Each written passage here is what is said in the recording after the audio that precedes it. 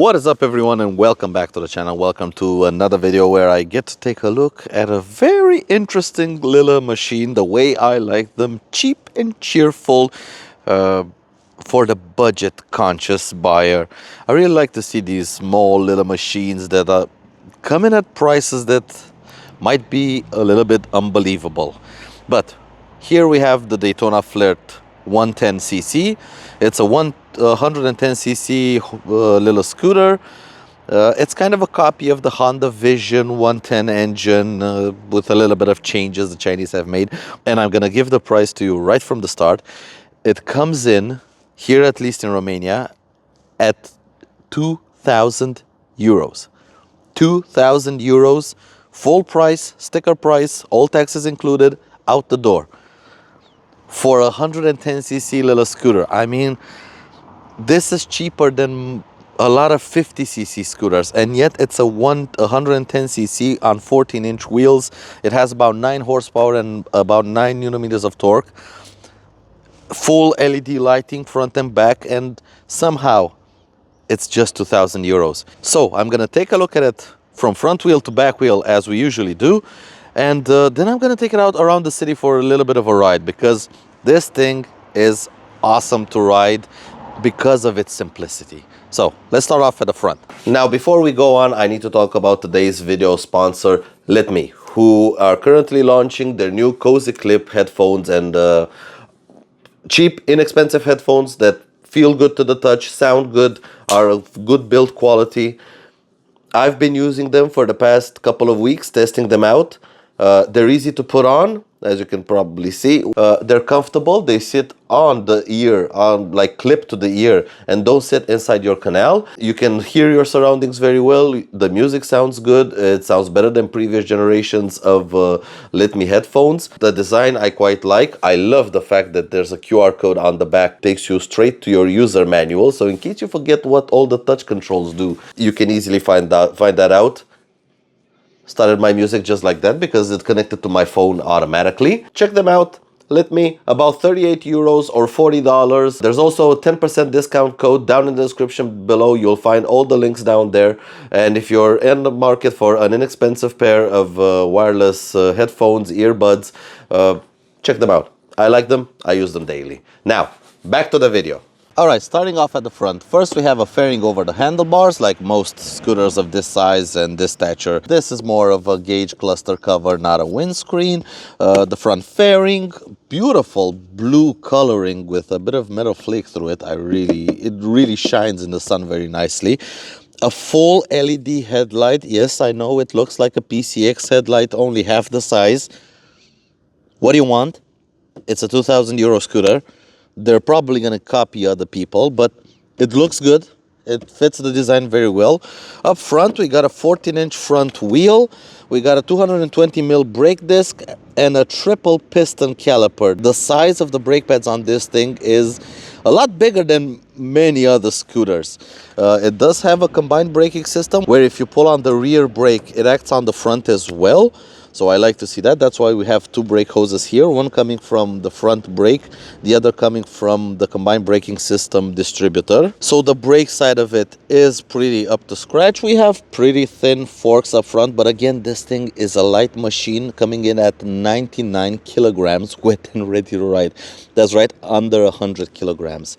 Oh yeah, and right here we have our turn signal indicators, which are LED. This entire scooter is completely LED. From main beam, high beam, indicators, and rear lights, everything is LED. Moving around to the right-hand side of the scoot, we can see that this machine did take a bit of a tumble. It fell on its right side, so we have a bit of damage here and there. But considering it went down at a pretty decent amount of speed, and all I can see is a bit of damage on the side, everything is a little bit scraped, and here we have a bit of scraping. But that's it, only road rash.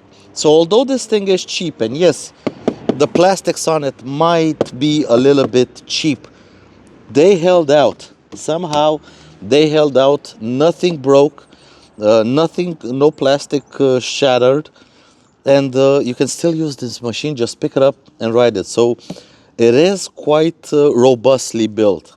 it will take a tumble or two before you actually have to take it in and start fixing it, in case you don't mind the aesthetic problem. But yeah, if you're looking for something that can take a beating, this thing can take a beating. We have a flat floor here. We have a pretty flat seat, which would be good for a taller rider because you can actually sit on the passenger side of the seat and fit. We have our passenger foot pegs here, which are rubber covered, so a little bit of comfort for the passenger. We have our 110cc air-cooled single-cylinder engine, putting out about 9 horsepower and 9 newton meters of torque. The fuel tank is all the way up there under the seat, and the battery is right here in the floor. Moving around to the back, we have a very generous luggage rack, which can fit a lot of top cases, or you can put whatever you want on it. LED rear lights, LED turn signal indicators, 14-inch rear wheel on a drum brake, 130mm drum brake, but it's hard to say how effective this drum is because it's linked with the front brake. So you're always, every time you want to pull on the rear brake, you're getting a bit of front brake action. So, but the brakes work. We have our exhaust right here, license plate holder, and that's about it for this side. On the left-hand side, we see our air filter, our transmission, again, passenger foot pegs. Oh, this is a bit stiff. We do have a center stand and a side stand, everything in this price. And also, some of you might love this, a kickstart. Even though this machine is fuel injected, so this is not a carbureted scooter, it is fuel injected. But if you're ever in a pickle and if you ever run out of battery, just put the ignition on. Let's see, how quickly does it kickstart? Everything's on, running, yeah. Come on. There it goes. As simple as that, you can kickstart the machine into life. I really love to see this. Moving to the handlebars, we have our hazard lights right here, our engine start button right here. We have our kill switch here. The dashboard itself is an LCD affair. Let's give it a bit of a clean. So we do have our ref counter, speedometer, and odometer. Nothing too spectacular on this thing, but then again, it's a simple little machine. We also have a fuel gauge right here. And on the left-hand side, we have our passing light, our horn, and our turn signal indicators. Moving on down, we do have a USB port right here, and we do have two cubby holes, one here and one here, for a bit of storage and a little bit of, I don't know, keeping a water bottle and stuff like that. And also we have a hook for some bags, for some shopping bags right here. In terms of under-seat storage, there is some under-seat storage. You're not gonna fit a helmet in here. It's not all that deep, but you can pack a couple of things with you, like a water bottle, something like that. We have our tools right here, and we also have our fuel tank right here. It's a 4.5 liter fuel tank, which should give this thing a range of about 200 kilometers on a full tank. It gets the job done. It's good enough for the city. 200 kilometers is plenty range for the city. And that's pretty much all I can say about it in the walk around, because there's not much here to talk about. It's a small, simple little machine meant to get you from A to B. Very fuel efficient, very cheap to run, very cheap to buy, cheap to operate. Everything is cheap about this thing, including the price. And that's why I can't be too harsh on it, because yeah, sure, the plastics are a little bit rattly sometimes. The wing mirrors don't feel like, I don't know, something of very high quality. Levers, again, they're okay, but you know, what do you want for 2000? If it gets down the road and it's fun to ride, then it's a winner in my book. In terms of seat height, and like I've said, you want something light? That's how light it is. In terms of seat height, I think it's about 700 mil, but I am 175 centimeters tall, 175 centimeters tall, and I can flat foot this thing with, I mean, it's stupid easy how easy it is to ride, and yet I still have a lot of room riding. And if I want, I can just move to the back. You can find yourself a very good sitting position. But again, I'm just shocked at how light it is. I mean, I can just do this to it with one hand, holding it with one hand and just pull it back. It's stupid light, this thing. But yeah, let's take it out for a ride and see how this light little thing handles traffic. Let's go.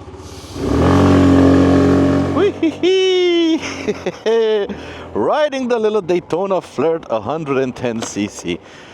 Oh, it's just so fun. You know, I know machines like this don't have the bells and whistles, and you can look at it. I am looking, even at my height, I look a little bit like an elephant humping a ball.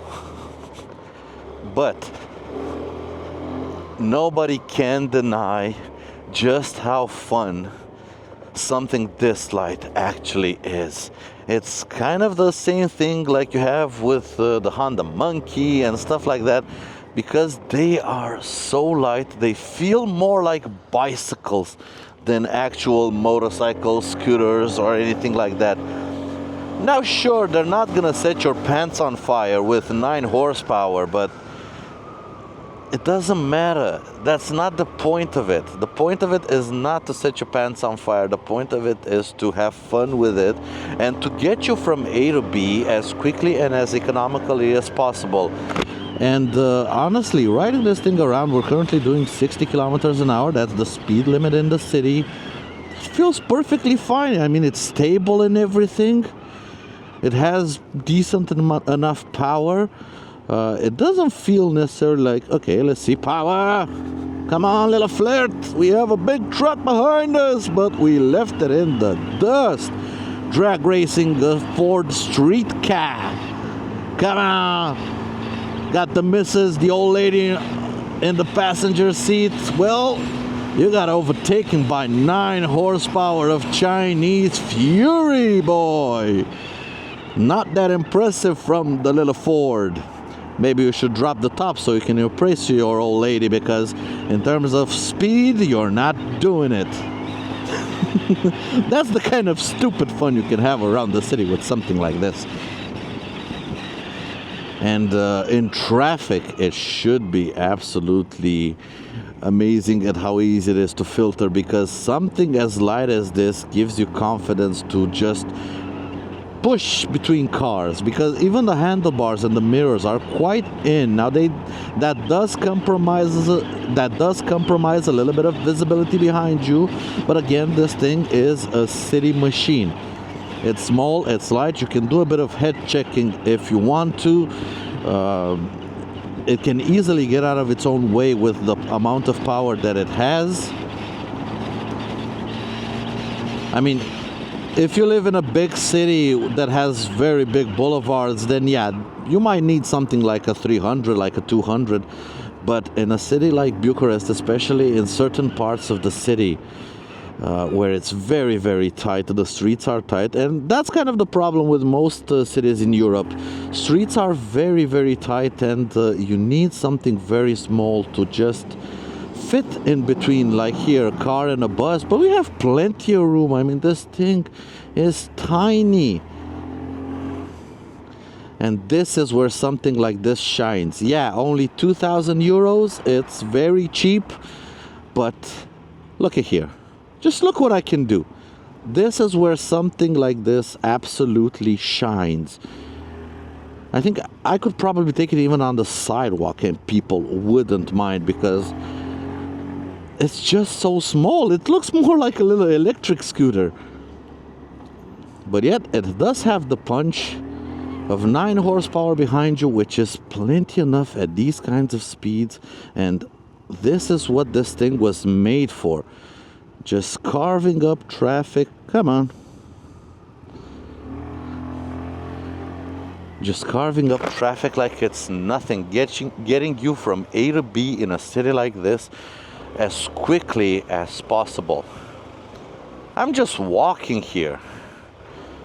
I'm walking all over them with their cars. Just have to take care of pedestrian crossings and pedestrians crossing halfway on the crosswalk and then just going on the street, because hello and welcome to Bucharest. That's what you can expect around here. All right, let's see. Do we fit? Do we fit? Come on. Of course we fit. Well, there we go. Oh, I just noticed the fuel light is flashing. I hope my colleagues put some fuel in this thing because I don't want to start pushing it back. But yeah, I'm at the front of the pack. That was a queue that probably would last about 15 minutes in a car, and I just came to the front of the pack like it's absolutely nothing. All right, green light, Thunderbirds are go, and then stopping for pedestrians. But here we should be able to open up the taps a little bit. Almost. What do we have? We have a Volvo drag race here, and come on, full gas, 30, 40, 50, come on, come on, come on, 60, up to 70, of course, up to 70, and if you hold on to it, it will go up to 80, but probably not much faster than 80. That's kind of the top speed of it. Maybe 90 kilometers an hour, but that's kind of where it ends. But I do like the engine. It's a very simple unit, very cheap to repair if anything goes wrong. No bells, no whistles, but it's an eager engine. It does have a nice sound to it, but it's very eager in the way it delivers power. It may not have a lot of power, but it's more than willing to give you all 9 of its horsepowers. And that makes it fun. That really makes it fun. Like here, come on, drag racing a little Golf. I gotta have fun with this thing. And the Golf is still behind me. Come on, little Flert on the bumps. Suspension is not the best, but also not the worst. That's the important thing.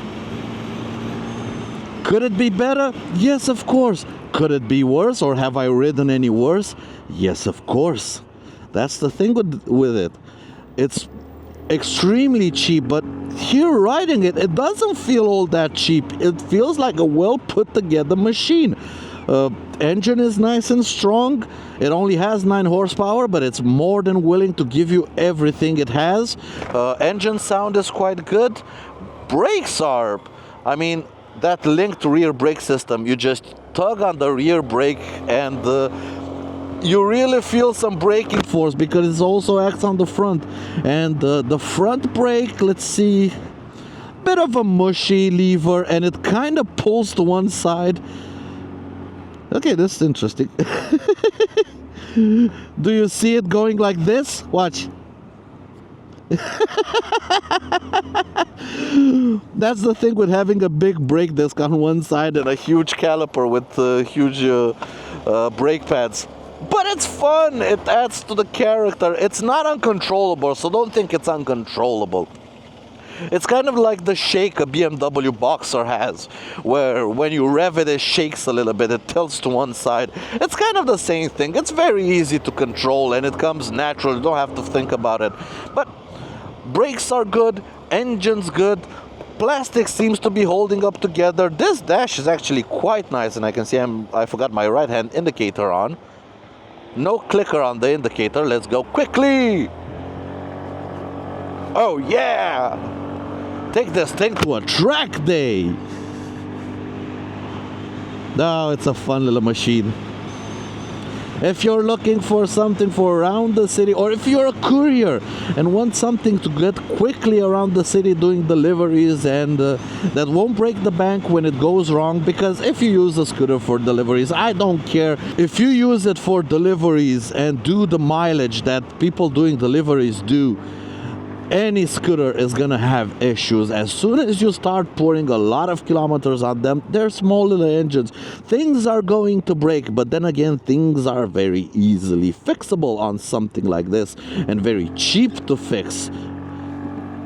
So yeah, if you're looking for something to get around the city for whatever reason as quickly as possible, and you live in a very tight, congested, crowded city, this thing at 2,000 euros is almost an impulse buy. But it's fun, it's quirky, it's wacky, it's fun, it has a nice engine note to it. Suspension is decent enough. I mean, I felt worse suspension on little scoots, on little 125 scoots, on the likes of Honda and Yamaha and even Sim. I'll be honest with you guys, the suspension here in the yard is the best place to test out suspension, and I think you can hear it in my voice. We're going over these bumps. It is shaking me a little bit, but it's not jolting me. They're not harsh impacts. The suspension is actually doing a great job at soaking up the bumps. So yeah, this has been my little review of the Daytona Flert 110cc. You can probably find this scooter in other markets under a whole lot of different names. That's kind of what the Chinese do. But if you see something that looks like this, it probably is this thing, and you can take note of everything I said in this video. Thank you so much for watching and liking the videos and subscribing and enjoying. As always, remember, if you wish to support this channel, you have my affiliate links down in the description below. You also have links to my Revolut and PayPal account if you wish to make a donation. And I'll catch you guys in the next video. Until next time, take care out there, everyone, and ride safe. Bye!